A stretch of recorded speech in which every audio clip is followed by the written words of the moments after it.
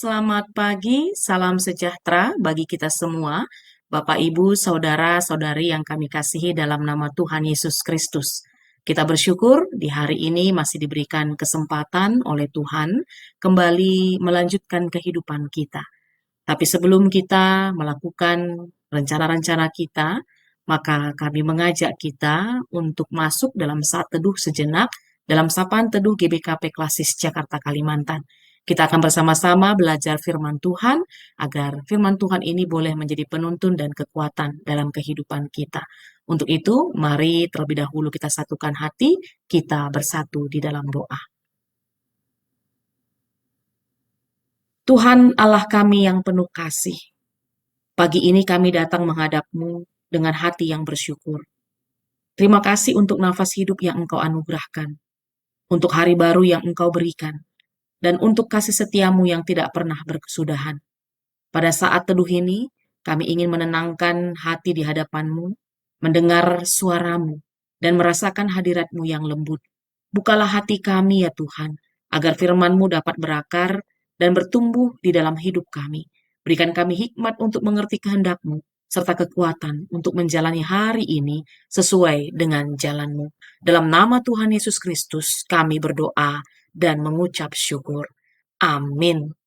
Bapak, Ibu, saudara-saudari yang terkasih, adapun yang menjadi firman Tuhan pada pagi hari ini, pada sapaan teduh kita hari ini, diambil dari kitab Efesus 3 ayat 8.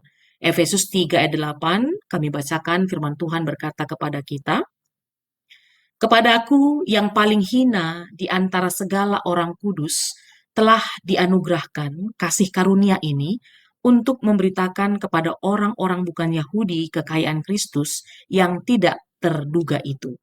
Ya, demikian yang menjadi sapaan teduh kita pada kesempatan ini. Bapak, Ibu, saudara-saudari yang terkasih, dalam kehidupan ini, banyak orang bergumul dengan perasaan tidak layak. Kita sering berpikir bahwa untuk dipakai Tuhan, kita harus menjadi sempurna terlebih dahulu. Ya, kita harus lebih suci, lebih pintar, lebih rohani. Namun firman Tuhan yang menjadi sapaan teduh kita pada hari ini, kitab Efesus 3 ayat 8, memberikan perspektif yang sangat berbeda. Rasul Paulus berkata tadi kepada kita, "Kepadaku yang paling hina ini di antara segala orang kudus, telah dianugerahkan kasih karunia ini." Pernyataan ini mengejutkan. Kenapa?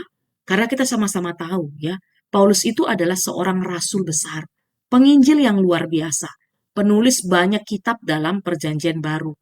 Tetapi dia merendahkan ya dirinya, dia tidak melihat dirinya sebagai orang hebat. Sebaliknya, ia menyebut dirinya yang paling hina. Ini bukan sikap rendah diri yang palsu, melainkan kesadaran yang lahir dari perjumpaan yang mendalam dengan kasih karunia Tuhan. Paulus tahu siapa dirinya sebelum mengenal Kristus. Ia pernah melakukan ya kesalahan yang begitu luar biasa. Dia menganiaya jemaat Tuhan. Ia bukan orang yang layak menurut ukuran manusia. Namun justru disitulah kasih karunia Tuhan dinyatakan dengan begitu indah dalam diri Paulus. Tuhan tidak memilih Paulus karena kelayakannya, tetapi karena anugerah Tuhan. Dan dari situlah Paulus memahami bahwa seluruh pelayanannya adalah pemberian Tuhan, bukan dari hasil usahanya sendiri. Ya, Bapak, Ibu, saudara-saudari yang terkasih, seringkali kita menunda panggilan Tuhan dalam hidup kita karena kita merasa belum siap. Ya, kita berkata, nanti ya kalau saya sudah lebih baik, saya akan melayani. Atau pernah juga kita berkata, saya tidak sepandai orang lain, saya tidak bisa. Ya. Namun firman Tuhan hari ini mengingatkan kita bahwa Tuhan tidak mencari orang yang sempurna. Tuhan mencari hati yang mau. Kasih karunia adalah dasar dari semuanya. Tanpa kasih karunia tidak ada keselamatan. Tanpa kasih karunia tidak ada pelayanan. Dan tanpa kasih karunia tidak ada pengharapan. Paulus menyadari bahwa hidupnya sendiri adalah bukti nyata kasih karunia itu. Karena itu, ia tidak memegahkan diri, melainkan memegahkan Tuhan. Dan lebih jauh lagi ya, Paulus berkata bahwa ia diberi tugas untuk memberitakan kepada bangsa-bangsa tentang kekayaan Kristus yang tidak terduga. Ungkapan ini sangat dalam maknanya, Bapak, Ibu, Saudara-saudara yang terkasih. Kekayaan Kristus tidak dapat diukur dengan standar dunia. Ini bukan tentang harta atau kekuasaan, melainkan tentang kasih, tentang pengampunan, tentang damai sejahtera dan hidup yang kekal. Dan kekayaan ini tidak akan pernah habis. Semakin kita mengenal Kristus, semakin kita menyadari betapa dalam dan luasnya kasih Tuhan. Dan kabar baiknya adalah kekayaan ini bukanlah hanya untuk kita nikmati sendiri, tetapi untuk dibagikan kepada orang lain. Maka disinilah panggilan kita sebagai orang percaya. Kita dipanggil bukan hanya untuk menerima kasih karunia, tetapi juga untuk menjadi saluran kasih karunia itu. Ya, kita mungkin tidak berdiri di mimbar atau berbicara di depan banyak orang, tetapi setiap kita memiliki kesempatan untuk menyatakan kasih Kristus dalam kehidupan sehari-hari. Melalui perkataan yang kuat, melalui tindakan yang penuh kasih, melalui kesabaran dalam menghadapi orang lain, semua itu adalah cara kita memberitakan tentang kekayaan Kristus itu. Dunia ini penuh dengan orang yang haus akan kasih, tetapi sering tidak tahu kemana harus mencarinya.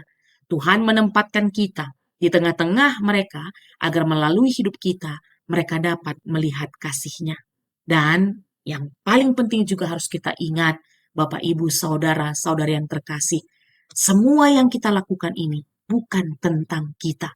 Ini tentang Tuhan yang bekerja melalui kita. Ketika kita menyadari bahwa kita hanyalah penerima kasih karunia, maka kita akan melayani dengan kerendahan hati. Kita tidak akan mencari pujian, tetapi kita akan rindu agar nama Tuhan dimuliakan. Maka hari ini, marilah kita belajar dari Paulus, Bapak, Ibu, Saudara-saudariku yang terkasih.